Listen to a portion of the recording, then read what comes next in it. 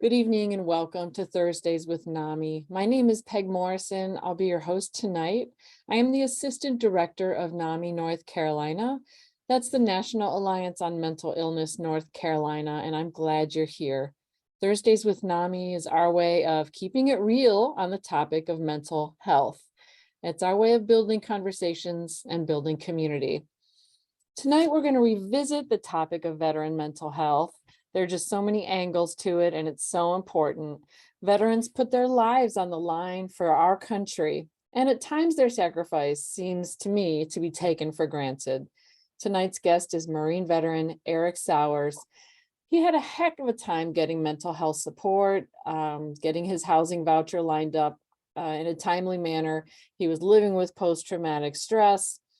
He returned home to North Carolina after serving combat missions in Iraq and Afghanistan and just couldn't get the support he needed. Eventually, he did find treatment and other kinds of help. He also helped himself by writing poetry. In 2021, he published a book. I've checked out some of the poems. He's pretty talented. The book is called The Child That Would Be Missed. He also founded a program to help other vets who were in the boat he was in.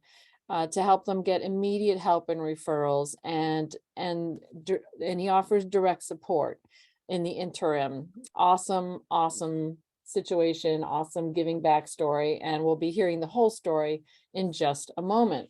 As usual, the first part of our show will be an interview with our guest. Partway through, we'll show a video of the week, and then we'll spend time taking questions from you, members of our virtual studio audience, on Zoom and Facebook Live. First, we'll have a quick word from our sponsors. Thursdays with NAMI is funded in part by the North Carolina Department of Health and Human Services, Division of Mental Health, Developmental Disabilities, and Substance Use Services through the Federal Community Mental Health Block Grant Fund. They are fabulous partners for us, and we're very grateful. Now, without further ado, welcome, Eric. Hi, Peg. Nice to be here. Yeah, so we always like to hear the background from our guests in their own words. Tell us about yourself in a nutshell. Well, I grew up in Lansdowne, Pennsylvania. My father was a Marine. I joined the Marine Corps in 2002. I deployed to Iraq and Afghanistan. I deployed to Iraq in 2003, 2005, and then Afghanistan in 2013. I got out of the Marine Corps in 2017.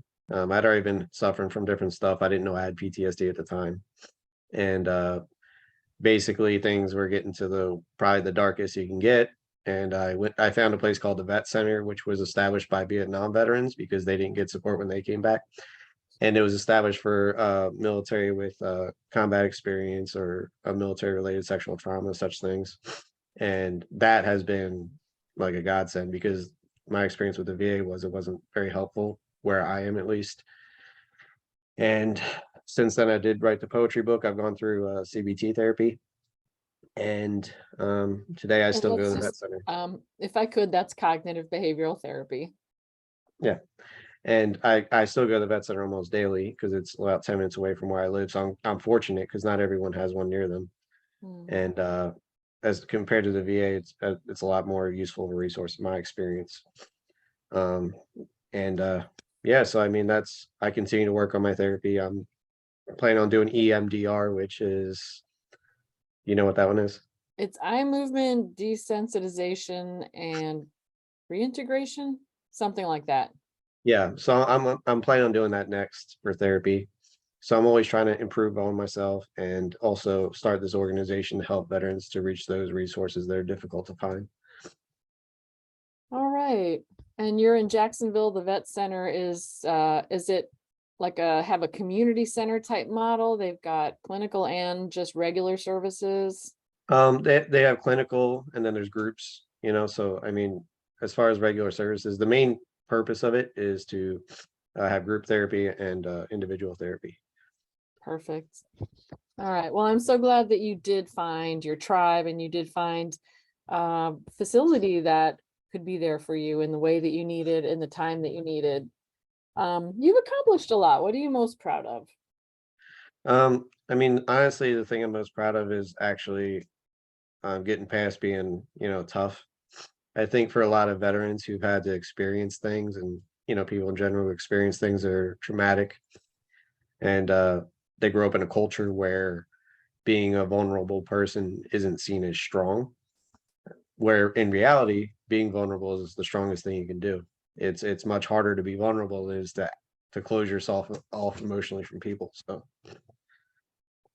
I love that answer. And I agree completely. I feel like our concept of courage is evolving. And as we evolve as people, it does take an incredible amount of courage to reveal yourself and be humble and be transparent and let someone know you love them. It's, it feels very exposed, but that's the kind of courage that like can literally make the world a better place. It can help me in my recovery and it can help others. yeah, I look at it like if as veterans, we were willing to expose ourselves to enemy fire and stuff like that, and then exposing our feelings to the people we love shouldn't be, something that we're not willing to try to do. Interesting point. And they're scary in different ways, right? Yeah. It's Yeah. easier I would rather take somebody shooting at me every day than having to expose my feelings to people, I guess. But I think a lot of people probably can relate to that in some ways. So Sure. yeah. Yeah. And I'll share, I've been diagnosed with post-traumatic stress as well for completely different reasons, but I do relate to the symptoms and the things that some of the things you've experienced perhaps. Tell us about your experience in the Marines. Well, I mean, 3 weeks after I got out of my training school, I worked on helicopters. I was a Huey and Cobra mechanic. I deployed in '03 in support of the invasion of Iraq to Kuwait. I deployed to Iraq while I was there as well in Al Qud. And for that deployment, honestly, I can't really remember very much. I was working insane amount of hours. I can't even, I fell asleep working on top of the helicopter and started to fall off of it. Frankly, I caught myself, but that was literally working, and I fell asleep because that's how tired I was. So, Wow. but the deployment in 2005 to Iraq, I was in Al Taqaddum, Iraq, and that one was where a lot of the trauma came from that I, experienced. We lost pilots on November 2nd over Ramadi, and Ramadi in 2005 was very difficult for everyone who was there. Um, and in that deployment, we received a lot of incoming mortars, stuff like that, and had a lot of close experiences with that. Not where the mortar blew up next to me, but shrapnel and stuff laying around me. Um, but I had amazing commanding officer, sergeant major, Marines I served with on that deployment. It was probably one of the best times of my life as far as just doing awesome things and supporting our troops. Afghanistan 2013, my mother had cancer, so I had to fly back to see her before I left. Or I'm sorry, when I was already deployed. And then I had to leave before she died. And they gave me extra time to be there and all that. They did everything they could to extend my time there. But, you're in the military, those are part of the sacrifices people don't think about, the missing weddings, funerals, people dying and stuff, That's or a lot. birthdays. Mama's Cooking. That's one of the poems that I wrote about it in there. But those, and then finally when I was getting out, I was just kind of falling apart. I didn't understand why. I was just pushing, trying to do my best, trying to be the best Marine I could be.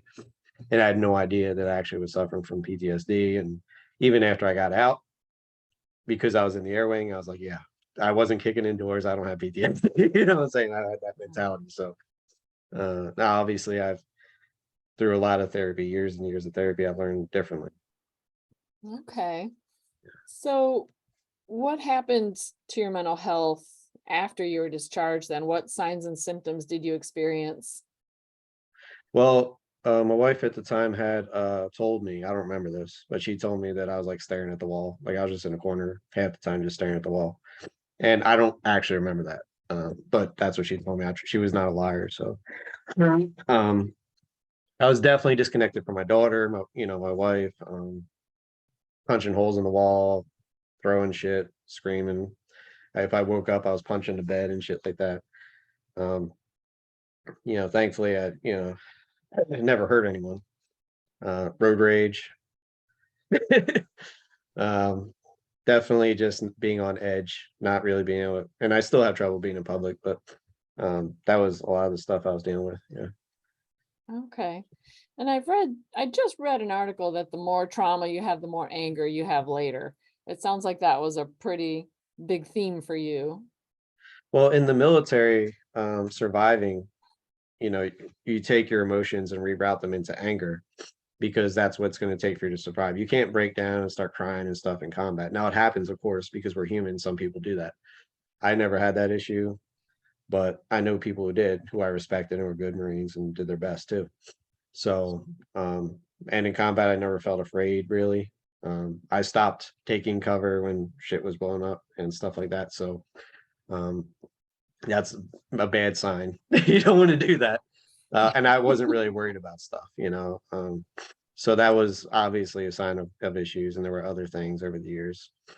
And I actually had a flashback at my college. I was going to college locally in Jacksonville, and I had trouble walking. I just had tears rolling down my face and stuff. And I wound up going to the vet center actually because I'd already been there. And some of the guys who've been in combat and stuff, we were all sitting around talking about it. And there's healthy ways to process these things, and it's not cowardly to have these feelings. So that was very important to have that support. Okay. So you were taught and trained to use anger as sort of a shield to face these life-threatening situations and to channel your energy and stay in control. But then undoing that, or maybe just fell away because you pushed so hard that that armor just dissolved eventually. Does that sound accurate? Yeah, I mean, there is no doing training when you get out of the military. So when you get out of the military, there's no actual like rewiring the way you think. There are classes and stuff like that, but there's no boot camp for going back into the civilian world and dealing with civilian stuff. Yeah. Like a lot of us find the need to have adrenaline rushes and all these things, and the civilian life doesn't really have that, generally speaking, unless you go biking, different things like that. But as far as your day-to-day work life and stuff, it can be very boring compared to combat. Interesting. That's kind of fascinating. So you're used to getting those adrenaline surges, and you're used to having an intensity of friendship and brotherhood and maybe some sisterhood, that you come back and it's just flat, it sounds like. Yeah, some of the best Marines I served with were female. I mean, I never treat anybody differently based on the way they were or anything. And I know sometimes females felt like they had to prove something or whatever because they were such a small amount of them. But I can't say anything bad about any of the females I've served with. So, you know, Mhm. yeah. We're seeing a lot of comments in the chat from Todd. Todd, I want to thank you for sharing some of your story. He took a military leave from the phone company, and when he returned, things just went downhill. He's relating a lot to your story. So thanks, Todd, for being there and sharing with us. So what kind of treatment did you find helpful? I guess you've already told us a couple. Was there anything you'd like to add? Well, there's a PTSD group I go to with veterans from all walks of life. Some were paramedics, firefighters after they got out, different branches of the military. And having that support and experience where everyone's in their own part of that journey, we support each other, even just by being there. I'm supporting somebody else by listening. Your story's being heard. You're not alone. And that's like with my company too, is like having a monthly contact is one thing we want to do, because complete isolation is very dangerous for someone who has not received or isn't receiving any treatment. So I would say the groups are very big on that. The camaraderie too. We treat each other with respect. We're not mistreating anybody. For example, I know females who come to groups all the time. Some of them have children with different gender preferences and all that, and that's never something people are being disrespectful about or anything like that. We all respect each other regardless of our differences. So yeah, I would hope that maybe there's a way to develop that and broadcast it out into the world, because we could all use a little bit of that right now. I think, Yeah. but it's an amazing place to be, and it's very unique among all the things I've gone through is being at that therapy at the vet center. Well, that's wonderful. I'm thrilled that you found really effective groups and treatment methodologies that work for you. It's always fabulous when that happens. And what support did you receive from family and friends? I didn't really get support from family and friends, I guess. I was kind of isolated anyway, but I'd separated from my wife after I punched a few holes in the wall. After I had a flat, basically a Eagles Super Bowl 2017, I think it was, maybe 2018. Uh, and so basically I was cooking cheesesteak to enjoy this meal, by myself. My neighbors were watching my daughter and stuff, and I touched the hot part of the pan with my finger, and I had flashbacks to like Iraq and stuff, and I just punched some holes in the wall and I'm screaming and stuff. And I had not received zero treatment at this point. So like, I was no diagnosis, nothing. And when she came home, she was a little upset. And the next day I woke up and I apologized. I got on my knees and I apologized because I loved her and this is bullshit she's had to deal with. And that's something I wouldn't do. You can put a gun in my face, I'm not getting on my knees. But I wanted to show her how, important it was for me to understand, I was sorry for what I did and all the past part stuff too. And then the next day I woke up, she had written pathetic above it. And that's when I really took a few weeks and thought about, is this somebody I want to share my life with? And it made me realize the other things too in her life, so that I was allowing myself to be mistreated. And she's a great person. I'm not trying to put her down. So please don't take it like that. But she's gone through therapy too and worked on herself and that's good. So I'm not trying to knock her. But I'm just saying that is at that time I realized she was not good for me in my life. And I needed to take care of myself before I could take care of her and my daughter better. Yeah, well, I appreciate your being so transparent and vulnerable with us tonight, and also being even-handed. We all have moments in relationships where we don't show our best face, so it certainly happens. Yeah. Yeah. And I'm glad that you made the decisions that you needed for self-care. That's the most important thing with mental health is, being able to find that clarity and find that path that, okay, if I want to be healthy and move forward in a positive way, these are the decisions I need to make. They're not easy decisions. Yeah. So sometimes people don't know how to talk about mental health or be supportive. They need education. Were there folks in your life who thought they were being helpful, but they were not? I didn't in my particular case, I didn't really share any of my stuff with my family. I mean, my wife had not really been helpful, but she didn't really understand anything about mental health. My daughter was too young to even process anything. And then, no, I had a business partner who was also my best friend. He was a veteran. He is a veteran. He's still alive. And we started a business together. But basically, long story short, he could not respect boundaries, which is something I learned in therapy. It was boundaries are important. And after a while, he had caused me so much stress that I felt like literally I was 100% stressed through a whole day one time. And I don't know if you've ever experienced that, but if you think of the most stressed out you could ever be, and then doing that for like probably 8 hours. And then I realized I had to say, enough, you're out of my life. I don't care about anything. I'm gonna die if I continue talking to you. So this has to end. So, and that was not the first time that he caused me a lot of stress. So getting rid of him out of my life was essential to my success and sanity. Yeah. Yeah. Well, it makes me smile to see you smile. And in NAMI support groups, we have a principle, we embrace humor is healthy, and that's a beautiful thing. Comment from Todd: when family calls you Dr. Jekyll and Mr. Hyde, there's definitely an issue. Yeah. That it would be an indicator for sure. Yeah. So tell us about your book and the role that poetry played in your recovery. Well, I wrote the poems over time. I didn't just write the book. And I took the best and made sure everything was ready and worked on the book. I struggled to complete the book, to be honest, because it was so deeply emotional for me. Um,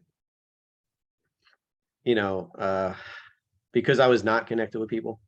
And writing about it was like our traumas aren't what we need to focus on, really. It's focusing on loving ourselves and being positive, stuff like that. So that's where if you look at the book, there's some stuff about war, but for the most part, it talks about love. There's a little bit of humor in there, acceptance of each other, stuff like that. Those are the main bulk of the themes. And then there is some stuff about war in there. And that picture on the cover, by the way, I had designed by a professional artist.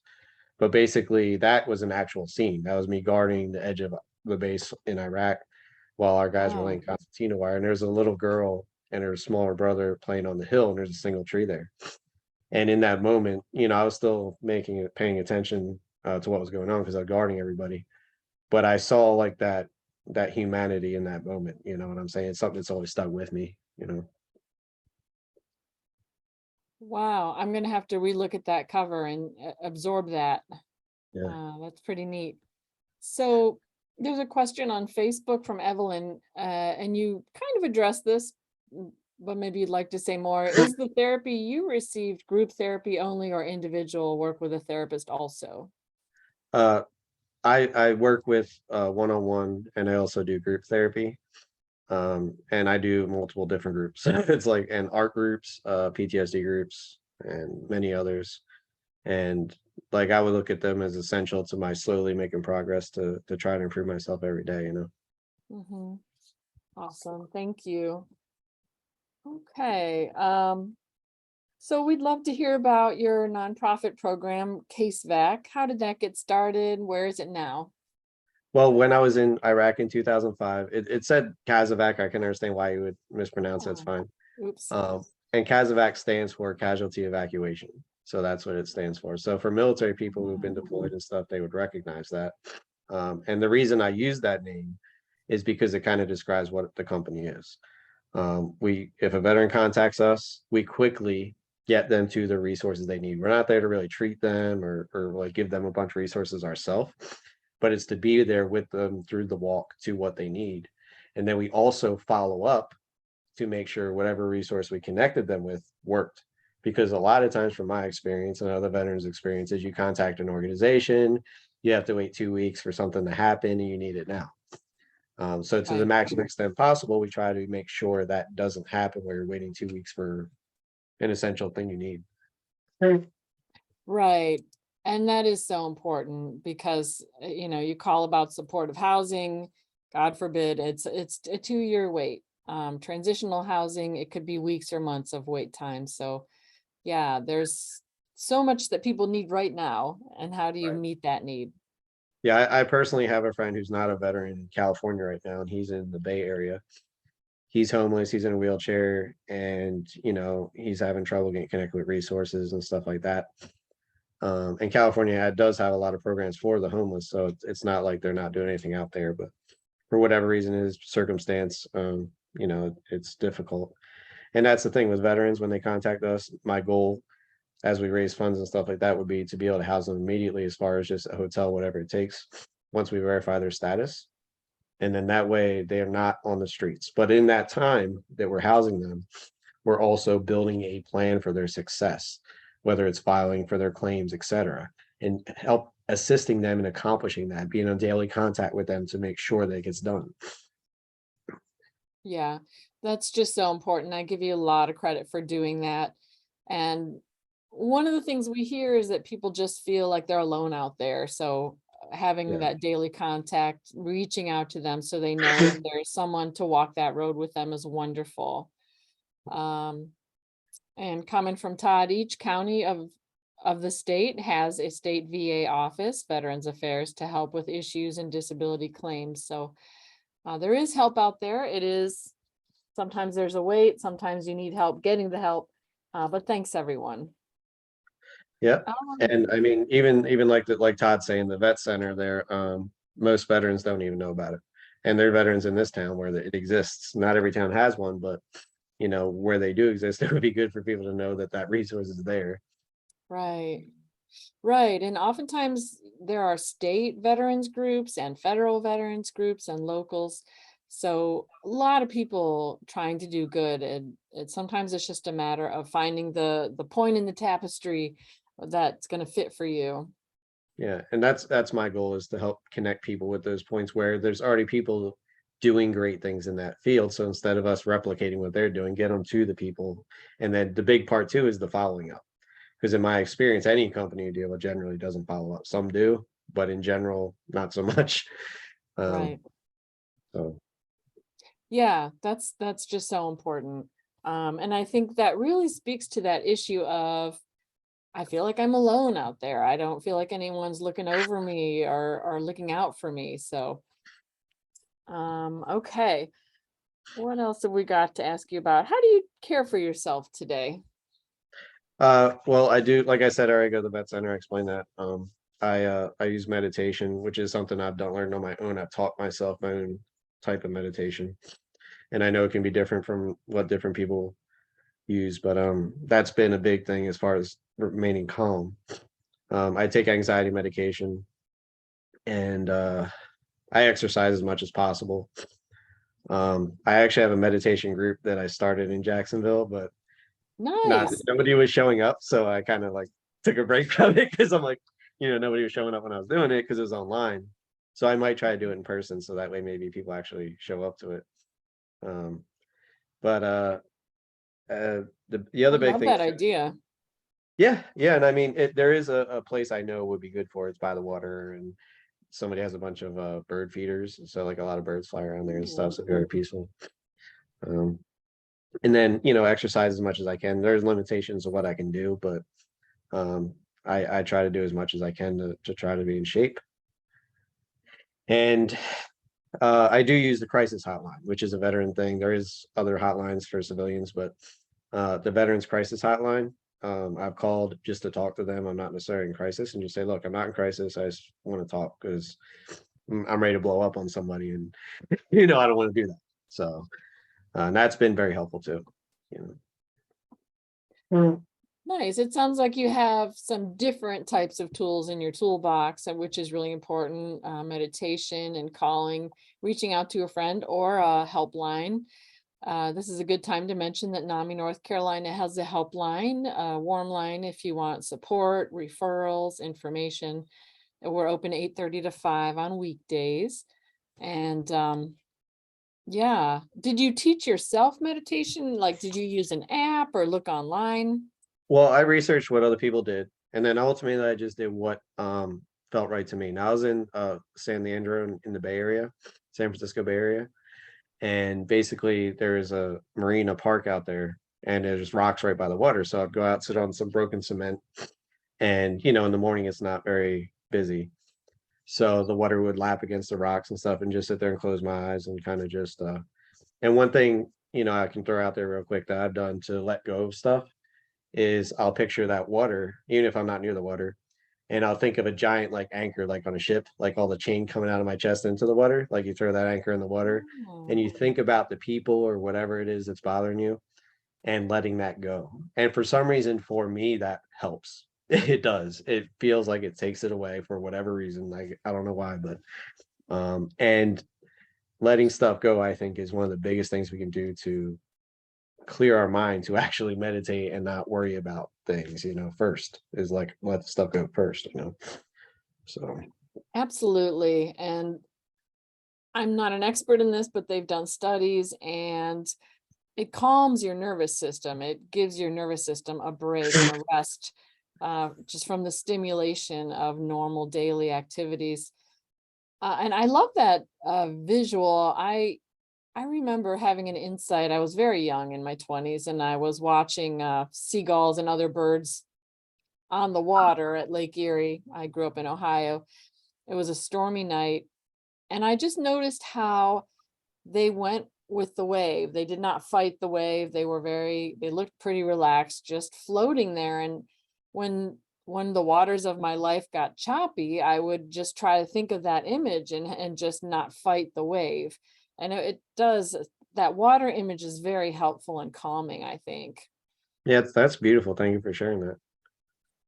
Yeah, well, thank you for inspiring me to remember it. It's been a while. It's been a while. Get back out there and watch those seagulls. That's right. I need to do that. Put that on my calendar. Um, what gives you hope, Eric? uh I mean, honestly, like I have always been a very strong-willed person and stuff, and doom and gloom is not really something I generally fall into. But when I am down and when things are very difficult and I find myself in despair, I would say the thing that gives me hope is that um, I see the people around me who have suffered through like things I haven't had to deal with, drug addiction, different things like that, and they're still fighting for their peace and all that. So even on those days where maybe heck, being alive isn't that great today, um, I don't want to die, but it's like today just sucks. And I see these people and I talk to them and it's like I know a tetraplegic, for example, where she's paralyzed from here down and it's going to get worse, you know. Mhm. And she felt that in a car accident. And I go out there to fix up her house sometimes and stuff like that. And she inspires me, someone who, if I were in her position, I don't know if I'd want to live, to be honest. She finds ways to still try to impact the world in positive ways and be a positive person and find joy. And I mean, if someone who can barely move and probably will get worse can find happiness, I think I should find a little more joy for the gifts I have in life. Hmm. There's so many benefits to helping other people. You feel connected, it fills your cup, and you do realize, okay, a lot of people have it rough. You feel less alone in that respect. Yeah. Sure. All right, we are going to wrap up the interview portion of our show. Before we move on to our video of the week, I want to give a big shout out to our volunteer working behind the scenes, uh, our intern from App State, MSW student Caitlin Rita. She does a great job for us and she's lots of fun to work with. And of course, big thanks to Eric for spending your evening with us and sharing your story and your insights with us. Our video of the week, we usually do something light. I'm going to show one of our NAMI North Carolina mascots, a lovely little beagle named Roxy Morrison.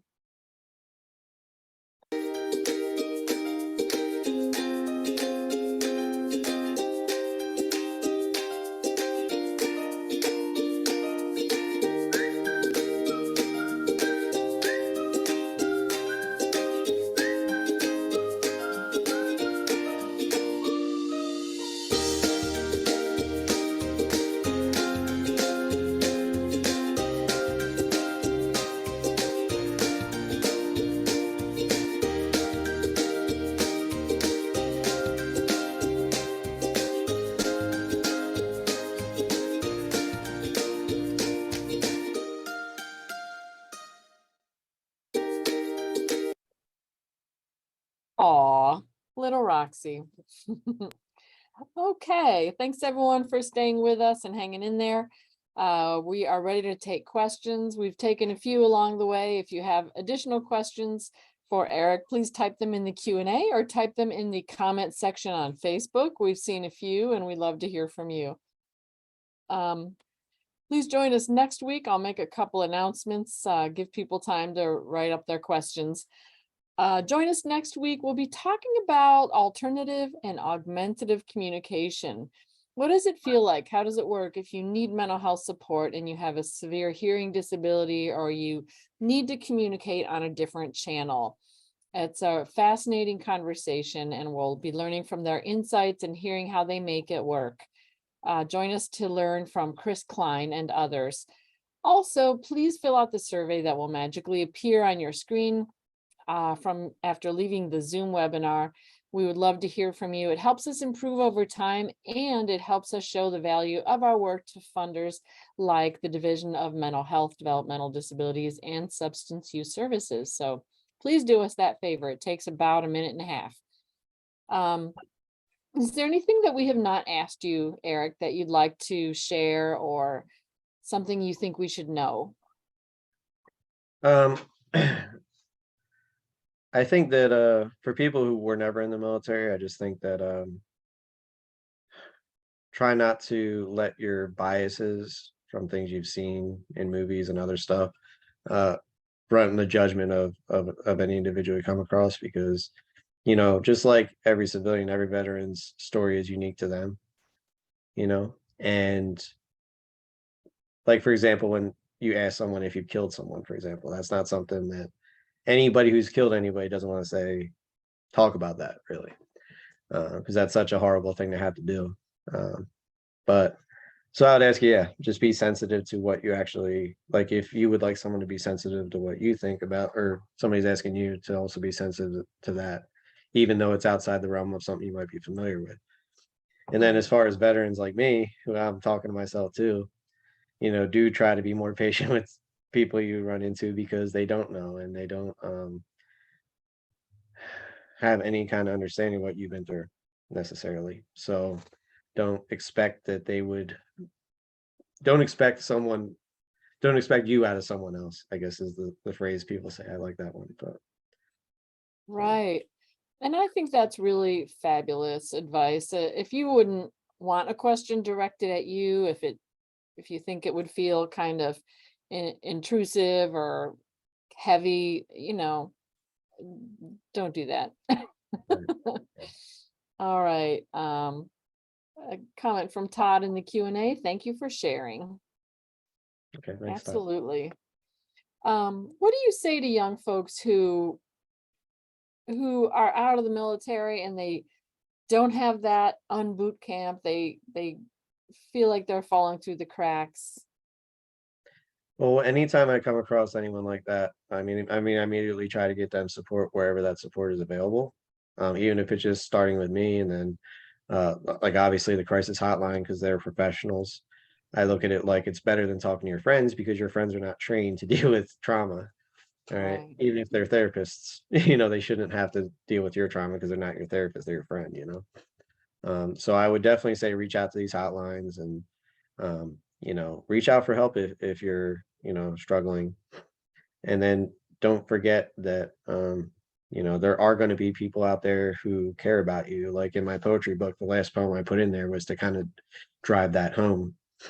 And that's something important for people to remember. Like, even if your family doesn't care about you and all the friends you have don't care about you, someone out there will. Right. And I I want to be sure I say the name of your organization correctly. Was it CASEVAC? Yeah, it's Kazvac, yes. CASVAC. What is the service area? Do you serve your local area, Jacksonville, or the whole state or the country? Well, we started in Jacksonville in February, so it's not been too long. But basically it's meant to be a national organization. You can call from anywhere really in the world, but starting out in the country. And we will do everything we can to get you the assistance you need as quickly as possible. And the reason I say that is because even though other organizations are doing great things and stuff, you may not find the help you need from them for whatever reason, and that's not a reason to give up, which I have done several times trying to get help through the VA, for example. Mm, Like, for example, when I first thought I might have PTSD, I went to the VA here. And I talked to someone who wound up being a social worker. I thought she was a therapist, said she was a social worker. And, I was talking to her about the mortars, for example. And she's like, "Well, did it land next to you?" And I'm like, "No, because I would be dead." And then I left because I kind of wanted to punch her in the face, to be honest. I'm sorry, what did she ask you? if the mortar landed next to me. So I was like, "Well, no, Oh, because if it did, then, and I, ah, for a long time, I always felt like a coward, honestly, because I was like, I wasn't kicking in doors, and but when there was a army female photographer where she captured herself being killed by a mortar basically on the camera, and that kind of drove home the danger I was in, because we got mortared a lot. A lot of mortars, and it was like almost every day. And it really drove home that my human fear, even though I didn't feel fear there, the fear inside of me that I can't really control, I guess, is valid. It's not invalid because um you know because nobody was shooting a gun at me, directly. yeah, I'm glad you had that insight and the photographer, that image helped you, because I think just being in that zip code at all shows a lot of courage. Yeah. Um, sure. I love this request, and I was having the same thought. If you are able and have something at your fingertips, would you be willing to read from your book for us? Yeah, I could read. I got it here. I knew like I might have to read from it, so I brought it over. Like, does she have any, or does the individual have any requests or like any specific feeling or anything? Or Um, Feel free to let us know if you'd like to hear something specific. Maybe you could pick your favorite, and if someone has a request, they can type it in the chat or in the Q and got it. A. Okay. Let's see. Okay, so can I curse on this? I don't know. Is this a thing or? Oh, please. All right, I just have to make sure because all right, this is one of the favorite poems that, and I wrote this poem. I woke up and I meant all of it, and I did not edit it. Basically, it's pretty much as I wrote it. And this is one of the more popular poems people have liked. It's called "The Right Attitude." So, fuck it all, fuck the tall, fuck the pretty, and fuck the small, fuck the ugly, fuck the mad, fuck me too, and yes, fuck you. Fuck the laughing. Fuck sweet people with tears. Fuck puppies so cute with their floppy ears. May couples fucking be fucked in more ways than one. Fuck the rising day and fuck the setting sun. Fuck night. Fuck this moment and fuck the calm breeze. Fuck people who hurt you. Fuck those you hurt. Fuck the hateful and fuck different people. If I forgot anyone, let them be fucked abundantly and overrunning. Replace fuck with love and it will unfuck you. Love it all. Love the tall, love the pretty, and love the small. Love the ugly, love the mad, love me too, and yes, love you. Love the laughing, love sweet people with tears. Love puppies so cute with their floppy ears. May couples loving be loved in more ways than one. Love the rising day and love the setting sun. Love night, love this moment, and love the calm breeze. Love people who hurt you, love those you hurt. Love the hateful and love different people. If I forgot anyone, let them be loved abundantly and overrunning. So that's one of the more popular ones there, but yeah. I just love that. It's so powerful because of the way you transpose the words. And wow, that really hit me. Thank you. And I meant every word of it when I said it. When I wrote that down, I meant the hate and I meant the stuff like F them and like, and then it was just a switch in my mind because I literally just woke up pissed off. and it was, to me, it's one of the most beautiful things because it shows how, you can totally hate what somebody else believes in or whatever they think. And it's up to you to decide how you're going to treat that person. It's not their actions that should decide your actions. Mhm. Right, right. And the way I look at that is, do I want to let someone else decide who I'm going to be? Or do I want to let me decide how I'm going to react to a situation, even if it's a terrible situation? Yeah. Nice comment from Caitlin. It takes a Yeah, lot of thank you, Caitlin. perspective. All right. Um, that also reminds me of a poetry book a friend of mine wrote called Fuck Cancer, and he's a cancer survivor. A lot of really powerful, poignant words in that one too. So, is there anything else you'd like to share? Maybe you could read one more Well, poem since before we. you talked about cancer, I can write about the one when my mom had a cancer. I wrote about that. And it's called, and this gives insight into the military a little bit too. So away for the day. Um, my mother was relieved the chemo was finished. The cancer had spread through her whole body. Giving her a hug, I spoke my last words to her. Bye, love you. My mom wasn't gone. I was leaving. Her eyes remained on her only child as he marched towards the war. Turning, her baby's hazel eyes met hers for one last embrace, then departed her life forever. I soared high over the Atlantic, back to Afghanistan, back to my Marines.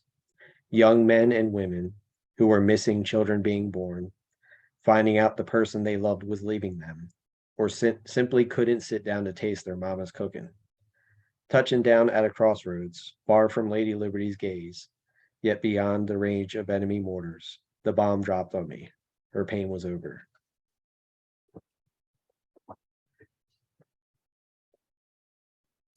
Also very, very powerful.